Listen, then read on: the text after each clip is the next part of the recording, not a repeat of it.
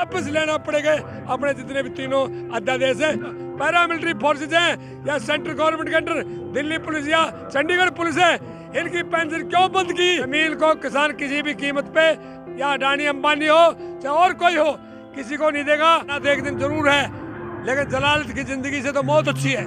बंधु किसान सेना अध्यक्ष, बात यह जी चौधरी छोटूराम ने अंग्रेजों के जमाने में ये कहा था, बोले किसान दो बात मेरी मान ले, एक बोलना सीख ले, दुश्मन को पहचान ले।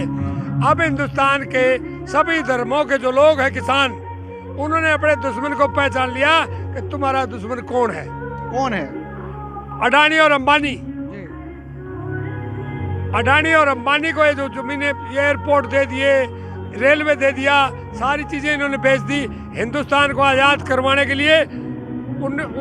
उस टाइम पे 36 करोड़ जनता थी जब न पाकिस्तान था और न बांग्लादेश था। 36 करोड़ में से 32 करोड़ जनता चुपचाप थी।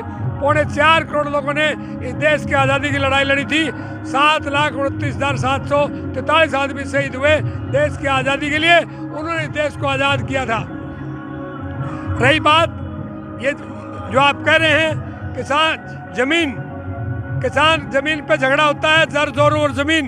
दुनिया के अंदर चाहे वो देश का झगड़ा हो, चाहे प्रदेश का झगड़ा हो, चाहे घर का झगड़ा हो, जमीन पे जर जोरू जमीन पे झगड़ा होता है। इसके लिए इंसान कट के मर जाता है। दुनिया की कोई ताकत इसको रोक नहीं सकती। जमीन को किसान किसी भी कीमत पे या अडानी अंबानी हो चाहे और कोई हो किसी को नहीं देगा। अपने हक के लिए लड़ाई लड़ेंगे। बात दूसरी, 1907 में अजीत सिंह ने आंदोलन चलाया था, किसान आंदोलन।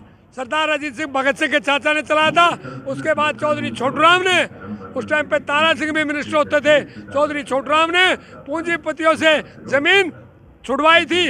आज पूंजीपतियों के हाथ में फिर जमीन देना चाहते हैं। अब किसान हिंदुस्तान का चाहे हिंदू हो, मुसलमान हो, सिख हो, ईसाई हो, जाट हो, ब्राह्मण हो, तेली हो, नाई हो, जैन हो, कोई भी धर्म का, किसी भी जाति का हो, किसान एक है। कन्याकुमारी से कश्मीर तक एक है किसान।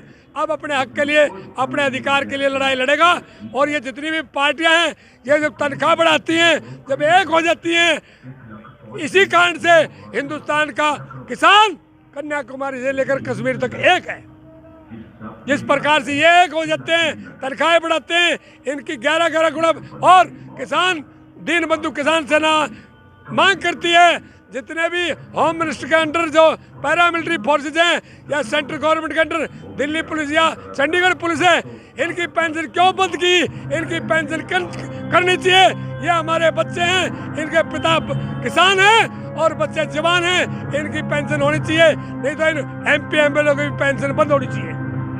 हम हिंदुस्तान के आम आदमी का ये आंदोलन है, जन आंदोलन हो चुका है। क्यों कि अगर हमारे पास से जमीन पूंजीपतियों को दे दी गई तो आज जो हमारे दलित हैं, मजदूर हैं, किसान हैं, शोषित वर्ग हैं, उनको ये अनाज जो आज जो 25 रुपये किलो मिल रहा है, ये 150 रुपये किलो मिलेगा। गरीब आदमियों को बड़ी मुश्किल हो जाएगी और आत्महत्या, गरीब आदमी और किसान इस देश में आत्महत्या करने के लिए मजबूर हो जाएंगे। सरकार ये कह रही है हम तीनों अध्यादेशों को इनको वापस नहीं ले गए, तो उनसे बात करने का फायदा क्या है? अकेला आदमी, इन्होंने ST/SC एक्ट जो था वो सुप्रीम कोर्ट ने कैंसिल किया था। सुप्रीम कोर्ट ने कहा था कि अगर कोई DSP सदर का आदमी जांच करेगा उसके बाद कोई गिरफ्तारी होगी, वरना नहीं होगी। लेकिन भीम आर्मी जो हमारे साथ हैं मजदूर, भीम आर्मी ने आंदोलन किया और मोदी जी वोट के लिए उनके आगे झुक गए और पार्लियामेंट में बिल लाए, राज्यसभा में और लोकसभा में एज इट इज जो SC/SC एक्ट था वो पास किया इन्होंने। तो किसान के आंदोलन भी ऐसा ही है। किसान के लिए इन्होंने वापस लेना पड़ेगा अपने जितने भी तीनों अध्यादेश हैं, ये इनको फेल करो, वापस लो और MSP के लिए कानून बनाओ, ताकि MSP से नीचे कोई भी किसान की जिनिस न खरीदी जाए, उसके लिए कानूनी अधिकार हो। उससे नीचे अगर कोई खरीदे उसको सजा का प्रावधान होना चाहिए कानून के अंदर।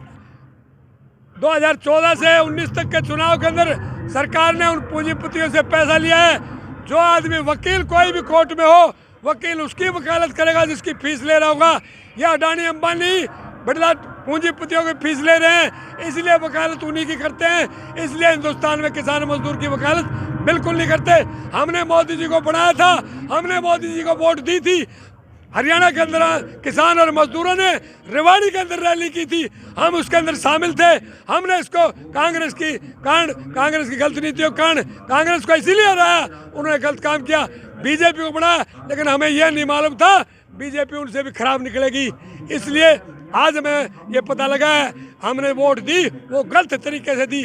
आगे भविष्य में भारतीय जनता पार्टी खत्म हो चुकी है। उस टाइम पे लाल कृष्ण अडानी जैसे इन्होंने निकाल दिए। अटल बिहारी वाजपेयी के टाइम तक बीजेपी थी, अब बीजेपी की सरकार नहीं है, ईस्ट इंडिया कंपनी की तरह अडानी अंबानी की सरकार है। देश बहका हुआ भी नहीं आएगा। पहले भी देश को बहुत बहका करके हमारे जैसे लोगों की वोट ले ली, इसीलिए वो प्रधानमंत्री बने, हमारी वजह से बने।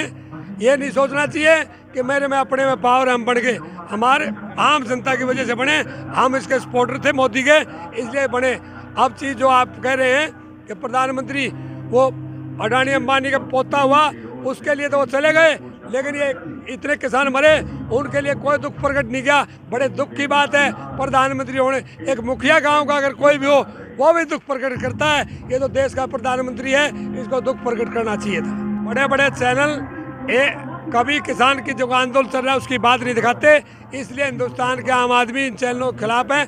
आगे इन चैनलों को देखेंगे नहीं और अडानी अंबानी का किसी सामान को भी नहीं खरीदेंगे और ना इसके मोबाइल को खरीदेंगे।